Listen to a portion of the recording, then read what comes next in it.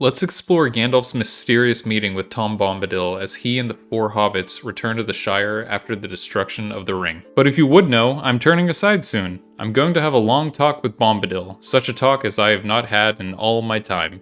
He is a moss gatherer, and I have been a stone doomed to rolling, but my rolling days are ending, and now we shall have much to say to one another.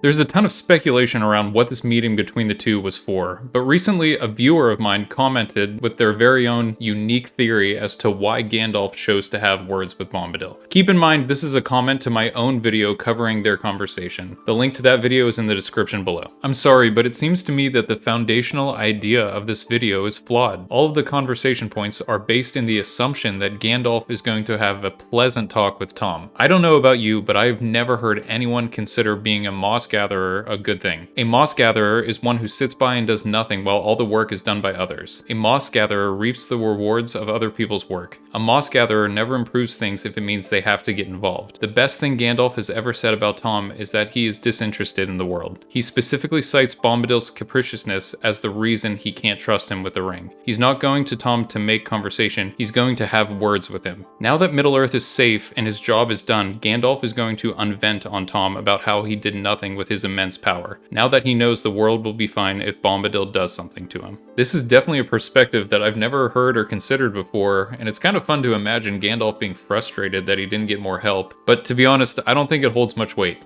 Here's why. What first comes to mind is that this type of settling scores behavior seems very uncharacteristic of Gandalf. I'm not sure what there would be to gain from criticizing Tom Bombadil for his lack of help in the destruction of the ring. If anything, I'd say there are characters who warrant that criticism much more than Bombadil. Radagast the Brown comes to mind because his only reason for being in Middle-earth is to aid the Free Peoples against Sauron. Wizard ranks aside, Radagast is an equal with Gandalf, so if he's upset with anyone, it would make sense to be toward members of his own order. And it's not like Gandalf isn't aware of where Radagast is, like is the case with the two blue wizards, because in The Hobbit, Gandalf mentions Radagast's location while speaking with Beorn. I've heard of you, if you have not heard of me, but perhaps you have heard of my good cousin Radagast, who lives near the southern borders of Mirkwood? So Gandalf knows where to find Radagast, who would probably deserve some criticism for not taking a bigger part in the mission that he was sent to do. In my view, it seems odd that Tolkien would take the time to write a part in the story's ending where Gandalf vents his frustrations towards someone who is less deserving of that criticism than others. I suppose you could argue that Gandalf would eventually do the same to Radagast, but again, I don't know why a brilliant writer like Tolkien would choose to mention it only concerning a character like Bombadil, who it makes less sense toward, and wouldn't mention it about others. To me, this just feels like misplaced frustration on the part of Gandalf, who's supposed to be one of the wisest beings in Middle-earth. It doesn't fit who I believe him to be as a character, and additionally who Tolkien was as a writer. And the idea by the viewer of Bombadil attacking Gandalf just doesn't make sense to me whatsoever. To be honest, I think that alone is enough to justify why Gandalf's meeting with Bombadil wasn't based in criticism, but this is a fun topic to explore, so I have a few more points. Secondly, I think the mystery surrounding Tom Bombadil often leads readers to overestimate or inflate his powers. We know that Tom is likely immortal. He is described as being older than the river and the trees, and unaffected by the passage of time. He seems to have existed before the shaping of the world itself. He also has command over parts of the natural world, at least within his domain. This is evident when he saves the hobbits from being swallowed by a demented willow tree and shows his power over Barrow-wights. Tom is described as the master of wood, water, and hill, suggesting a form of stewardship over the land he inhabits.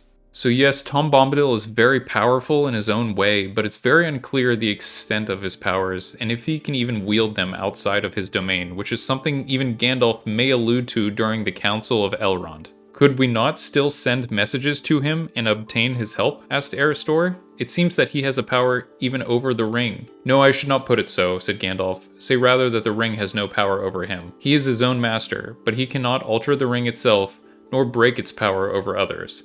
And now he is withdrawn into a little land, within bounds that he has set, though none can see them, waiting perhaps for a change of days, and he will not step beyond them. What's even more important in this quote is that Gandalf explains it's not that Tom has power over the ring, but rather that the ring holds no power over him. One way I interpret this is that Tom Bombadil is a master and steward of the natural world, but I'm not sure in what way that power works over forces of evil. I suppose one could argue that a Barrow-wight is an evil spirit that Tom can bend to his will, so there may be something more to explore there, But ultimately, I view Tom Bombadil not so much as a being with great power, but instead as a force of nature, and nature has its own way of dealing with things. This also plays well into the theory that Tom is the physical embodiment of the music of the Ainur.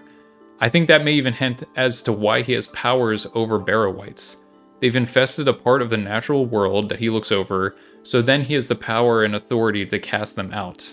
But this is definitely an area that is more murky, so let me know what you think the extent of Tom's powers are over evil in the comment section below. I really enjoy reading all your theories. My third reason is that I believe conflict is a concept that Tom Bombadil literally cannot understand. Using him as a tool or weapon, even against evil, is something that he himself may never be able to fully comprehend, and because of that, he'd basically be useless. And I believe Gandalf would probably realize this too. Think of a person who has spent their entire life in a peaceful monastery, deeply focused on inner peace and meditation, free from the complexities and turmoil of society. If you tried to use them as a tool in a political struggle or a war, they may not even understand the concept of the conflict, let alone contribute meaningfully to it. Their worldview is so disconnected from power struggles and conflict that they'd essentially be useless in that context. Not because of a lack of ability, but because they cannot comprehend the nature of the battle. And even if Tom can understand conflict, I don't think it's something he would willingly participate in. Getting back to the idea that he's a force of nature, he'd probably view this as not his war to fight. My fourth point is that I disagree with the idea that being a moss gatherer is a bad thing. Just as a reminder, the commenter said, "I have never heard anyone consider being a moss gatherer a good thing. A moss gatherer is someone who sits by and does nothing while all the work is done by others. A moss gatherer reaps the rewards of other people's work. A moss gatherer never improves things if it means they have to get involved." While that's one way to interpret the name, I don't believe Gandalf's use of it was in a negative way. Another definition is someone who settles down, stays in one place, and allows things to grow around them. That doesn't mean they're lazy or unproductive. Think of someone who opens a bakery in their town compared to their neighbor who travels all over the country on work trips. One isn't better than the other, they're just two sides of the same coin with different paths in life. Getting back to the idea that this venting doesn't fit with Gandalf's character, I think it makes a lot more sense that Gandalf is referring to Bombadil with respect rather than criticism. Something I spoke about in the original video is that Gandalf has spent around 2,000 years wandering Middle-earth trying to find ways to root out Sauron. So he's gained an extremely valuable perspective as a traveler. He's seen kingdoms rise and fall and learned much about what is abroad. Bombadil, on the other hand, has existed in Middle-earth even longer than Gandalf, and has put down roots in a specific place, so he has a very unique perspective that Gandalf doesn't. I think their final meeting would likely be the two sharing each of their perspectives to the other. Keep in mind, Gandalf is preparing to leave Middle-earth forever and return to the Undying Lands, where the Valar live. I think he would view Tom's knowledge and experience as extremely valuable to bring back with him and share that with the Valar. My final point is short. If Tom Bombadil's power is as great as it looks, then he just breaks the story. It's similar to the debate of why the Fellowship didn't just use the Eagles to fly the ring to Mordor. He's a game breaker. So that's it. Thank you for watching, and let me know if you agree or disagree with the points I laid out. More videos to come, so make sure to like and subscribe to stay in the loop.